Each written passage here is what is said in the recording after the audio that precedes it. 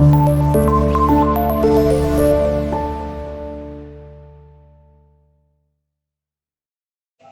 वालेकुम students, 9th class computer का जो हमारा आज का टॉपिक है, इसके अंदर हम पढ़ेंगे जी invalid data for testing.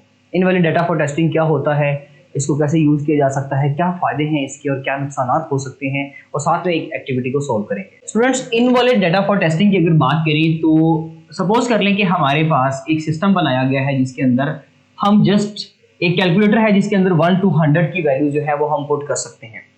For example हम इस 1 to 100 की रेंज के बियॉन्ड कोई नंबर पुट करते हैं इसके अंदर, मैं लाइक इसमें 102 पुट करता हूँ, उसमें 103 पुट करता हूँ, तो डेफिनेटली ये सिस्टम वहाँ पे ठीक से बिहेव नहीं करेगा। लेकिन इनवैलिड डाटा फॉर टेस्टिंग पे हमें बेसिकली फायदा ये होता है कि हमें पहले से आइडिया हो जाता है कि जी हमारा सिस्टम जो है वो इनवैलिड डाटा को प्रोसेस नहीं कर सकता। लेकिन इसमें बेसिकली दो ऑप्शंस हैं हमारे पास। इसमें दो चीजें होती हैं स्टूडेंट्स कि अगर तो हम इसको पॉजिटिव वे में यूज करना चाहें तो वो भी कर सकते हैं, और अगर हम इसको नेगेटिव यानी कि इसके ड्रॉबैक्स देखें तो वो भी दोनों है। मैं दोनों आपके सामने रख देता हूं और अपने टॉपिक के अकॉर्डिंगली, अपनी सिलेबस के अकॉर्डिंगली भी हम आपसे बात कर लेते हैं।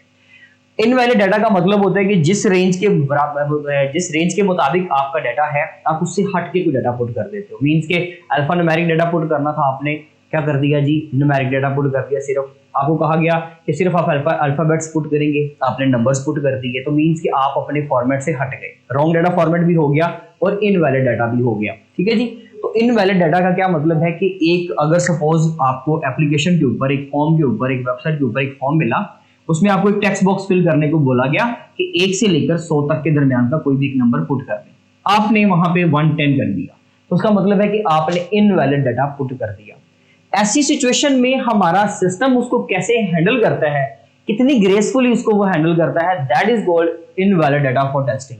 हमें इससे ये पता चल जाता है कि जी क्या जो सिस्टम हमने बनाया है, क्या वो सिर्फ वैलिड डाटा को अटेम्प्ट कर सकता है, क्या वो सिर्फ वैलिड डाटा को प्रोसेस कर सकता है, क्या वो इनवैलिड डाटा को हैंडल नहीं कर सकता। तो ऐसी सिचुएशंस में हमें ये अवेयरनेस मिल जाती है, that is a positive news, कि हमें इनवैलिड डाटा पुट करने से फायदा ये होता है कि हमें डिबगिंग के बारे में आइडिया हो जाता है कि जी हमारा जो हम डाटा पुट कर रहे हैं क्या वो उसको सिस्टम हमारा हैंडल कर सकता है, या कि ऐसा है कि अगर एक भी वैल्यू उसकी रेंज से बाहर गई तो वो फौरन से रुक जाएगा, वो एरर्स दे देगा। तो ऐसी सिचुएशन में देखा जाए तो भाई आपको वो अगर तो वो ठीक से प्रोसेस कर रहा है तो फायदा भी है, लेकिन नुकसान ये है कि अगर आपने रिस्ट्रिक्टली ये कहा है कि भाई मुझे 1 से लेकर 100 तक की ही वैल्यू चाहिए, तो फिर ऐसी सिचुएशन में यूजर 110 क्यों पुट करे। आप 110 के ऊपर उसको प्रोसेस ही नहीं करवाओगे, तो आप कहोगे कि भाई सपोज करें कि आपने 1 से लेकर 100 तक की नंबरों की लिस्ट में से एक नंबर सेलेक्ट करना है, और यूजर वहां पर जो है इस लिस्ट से हट के कोई नंबर अगर अटेम्प्ट करता है या पुट करता है या सिलेक्ट करता है, तो डेफिनेटली आपके पास वो ऑप्शंस मौजूद नहीं है।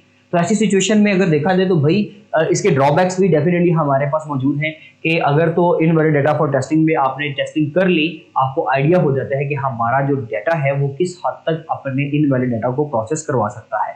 अगर एक सिस्टम को इस तरह से डिजाइन किया जाए कि वो इनवैलिड डाटा को भी एक्सेप्ट कर ले, मींस कि एक वेबसाइट बनाई जाती है और उसमें कहा जाता है कि कोई भी यूजर कैसा भी ईमेल दे आप जस्ट उसको रजिस्टर कर लो, तो ये इसका किसी हद तक यूजर बढ़ाने की हद तक फायदा भी है। लेकिन अगर आपने ज्यादा सेंसिटिव मटेरियल या कंटेंट वहां पर रखा हुआ है तो फिर तो कोई भी यूजर अपना इनवैलिड ईमेल लगाकर भी आपकी वेबसाइट के ऊपर विजिट कर रहा है, तो फिर ये गलत भी है। तो इसके दोनों एस्पेक्ट हमें देखने पड़ेंगे।